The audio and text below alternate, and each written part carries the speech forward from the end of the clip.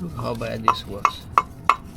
Hello everyone, Spanglish Garage here, and today we are gonna be replacing the motor mount on this 3.3 V6 Grand Caravan. And the motor mount that we are gonna be replacing is the one located on the passenger side. This one right here, as you can see. Stick till the end of this video for some useful tips. Let's begin. First thing we're gonna do is remove the air filter case. 10mm socket.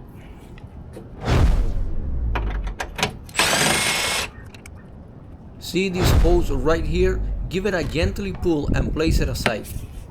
Now, when disconnecting the filter case from the engine, be careful with this sensor at the back. We want to disconnect it before continuing. It is important not to cause any damage to this sensor. Imagine having to fix something extra, man. Not cool, not cool. If you like saving money like I do, you will be saving a lot by doing this yourself. And believe me, it is more simpler than you might think. This is one of the motor mounts this car has. There are some others, and I will be posting a video for each one of them since I had to replace them all. But of course, I did not do all of them the same day. That would be a lot. Ignoring a bad engine mount is not recommended. Too many things can go wrong if you postpone it time after time. I would suggest you replace the mount as soon as possible if you are having symptoms like, for example, excessive engine vibration, clunking or bagging noises, engine movement. Therefore, bad mounts can cause stress on exhaust component hoses and wiring due to engine shifting around. Over time, this can lead to other failures. After removing the filter case, we finally made it to the mount. Let's just remove this cable attached to it. Quick tip to test: put the car in drive, foot on the brake, and lightly rev the engine. Then try the same in reverse. If the engine jerks or makes noise in both directions, likely a mount issue.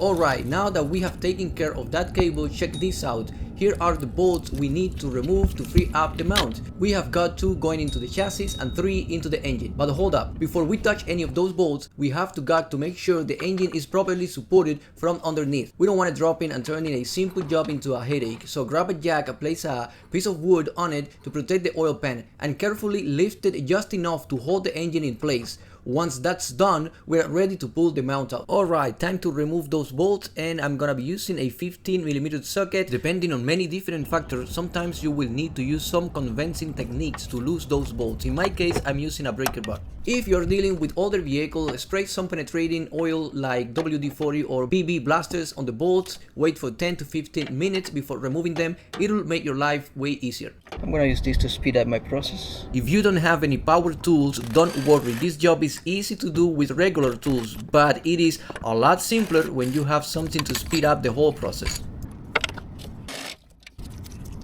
The black ones go to the chassis.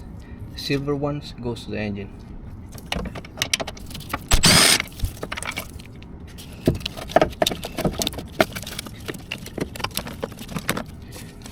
Look how bad this was.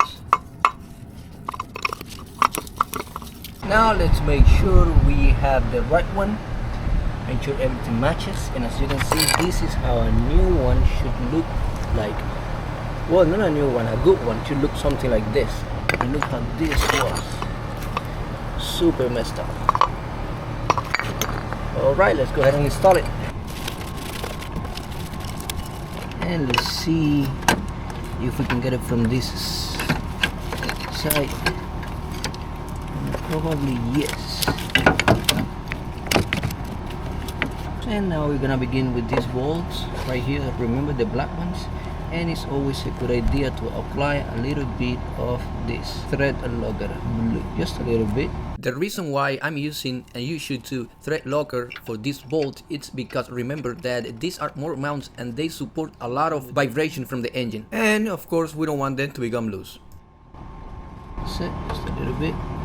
If you have ever done this type of job before, let me know in the comments how it went for you. Hand thread new bolts first. When installing the new mount, always start the bolt by hand. This prevents cross threading, which can damage the thread and turn this simple job into a nightmare. Now Now you see this gap right here, that's because the engine is lower than the mount itself. So let's go ahead and take care of that now. Using your jack, raise the engine a little bit until it touches the motor mount. Now this is a good time to check other mounts too. If one mount is bad, chances are the others may be on their way out. While you are down here, inspect the other mounts for cracks, sagging rubber or excess movement. I'm gonna do it with a ratchet just so you can see that it is totally doable. Keep in mind that this job is not about rushing. Take your time and double check each step. One mistake under the hood can mean a lot more work down the road. And I'm gonna be using a torque wrench, and the torque for all those bolts is 40 to 45 foot-pounds. So that's what I'm gonna be setting this to. There we go, 45, 45, 45. Same thing with these other ones. There we go. There we go, 45. Now you remember this. I'm gonna put it back right here. There we go. Now we got these other cables right there. And we double check, we make sure everything is fine. Everything looks good. Everything's looking good. Alright, now we can lower the jack. Make sure everything looks fine there. Time to put this case for the filter back. Remember that hole right there? That is where that bolt we go, and we gotta match that hole with this part right here.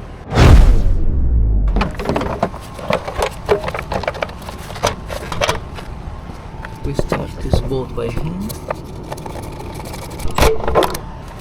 10mm. The filter case has some tabs that we need to align to properly close it. Pay attention to that.